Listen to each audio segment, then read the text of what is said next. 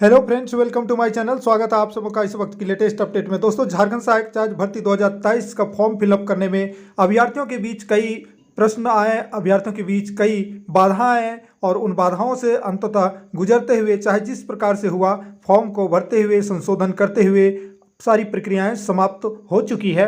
और इस वक्त उन प्रश्नों के बारे में हम लोग थोड़ा सा डिस्कशन इसलिए करने जा रहे हैं कि आखिर ये जो सवाल और ये प्रश्न, ये बाधाएं आए तो आए, कौन सी बाधाएं नहीं आनी चाहिए और कौन सी बाधाएं आई जो कि सरकार की व्यवस्था कुव्यवस्था के कारण आई।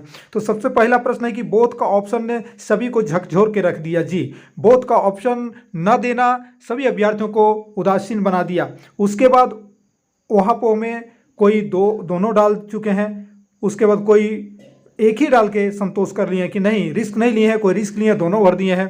ठीक है। और कोई ऐसा ऑप्शन था कि जो पूर्व में भरे हैं, जिनको कम अपॉर्चुनिटी दे रहे थे उनको पूर्व में भरे, बाद में भरे, जिसको ज़्यादा प्राथमिकता था, अपॉर्चुनिटी जिसकी ज़्यादा थी प्रतिशत में, तो ऐसा किए हैं। उसके बाद में दूसरा बड़ा समस्या आया था कि कई साथियों के इंटर में 45% यानी 50% से कम थे, उनको बहुत बड़ी बाधा का सामना, जिसमें कि हाईकोर्ट करने वाले को ऑफलाइन आवेदन करने का अनुमति भी मिल गया हाईकोर्ट आदेश के बाद में। तो एक उधर हो गया, लेकिन ये इतना जल्दी सब कुछ हुआ है कि जो कैंडिडेट 45% इस वक्त थे वो कुछ नहीं कर पाए, ना ही केस कर पाए, ना अपनी सुनवाई कर पाए, क्योंकि सब अपने अपने लगे हुए थे। जो नज़दीकी रांची के थे, फटाफट केस किए, उनको पिटिशनर को मिल गया। तो सबसे बड़ा यहाँ पर देखिए क्या है कि आप पिटिशनर जो है बनिएगा तभी आप कुछ हो पाएगा। ये तो बहुत बड़ी समस्या से गुजरना पड़ा, मन उदासीन हुआ कई कई कैंडिडेटों का।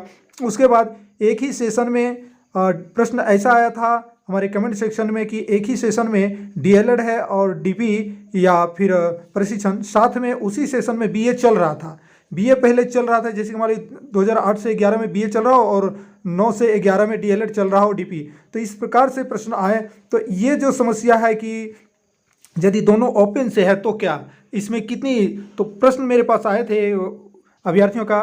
तो इसमें देखिए, दोनों यदि पहले से बीए चल रहा था और फिर बाद में इसमें जो है प्रशिक्षण किए हैं, तो ये हमें प्रश्न का जवाब पूछा, ऐसा समझ गया जब सुधार का 2 दिन बचे हुए थे उसमें से हमको पूछा गया, जो कि हमने इग्नू संस्था स्टडी सेंटर रांची फ़ोन भी लगाया था, बट फ़ोन का जो है उधर से जवाब नहीं मिला, उठाया भी नहीं गया, क्योंकि संडे का दिन था और संडे का दिन तो शायद वहाँ से वो छुट्टी रहती है।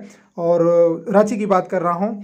बाकी इसमें जो है एक ही सेशन पढ़ने में कंफ्यूज है इस वक्त, हमें भी इसकी जानकारी नहीं थी, क्योंकि पूर्व में अगर प्रश्न आए रहते तो इसका समाधान हो गया रहता।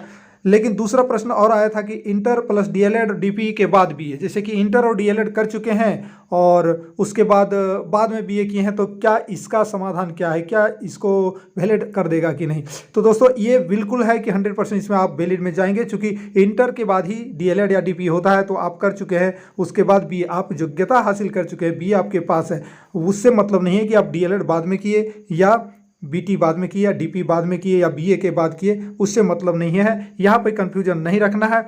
दूसरी बात है कि विज्ञापन तिथि से पूर्व जो है माने बीए और 2 इयर्स डीएलएड, ठीक है।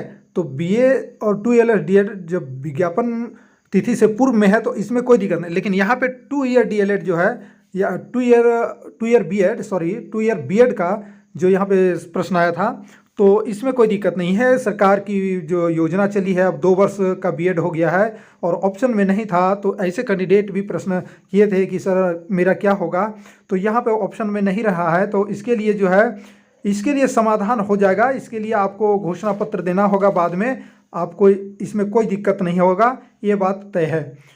और अब एक चीज़ है कि इस वक्त देखने को मिला है कि सभी को हाईकोर्ट का सहारा लेना पड़ रहा है छोटी छोटी बातों के लिए, जो कि अभ्यर्थियों के लिए हितकर नहीं है, जो संभव ही नहीं है कि तुरंत केस करें, सुनवाई करा लें। ठीक है, सब सुनवाई समय पर नहीं हो पाता और पैसा भी खर्चा होता है, शर्म भी खर्चा होता है, काफ़ी दिक्कतें कैंडिडेट को होती है। सरकार के नियम ऐसे ऐसे आ जाते हैं अचानक।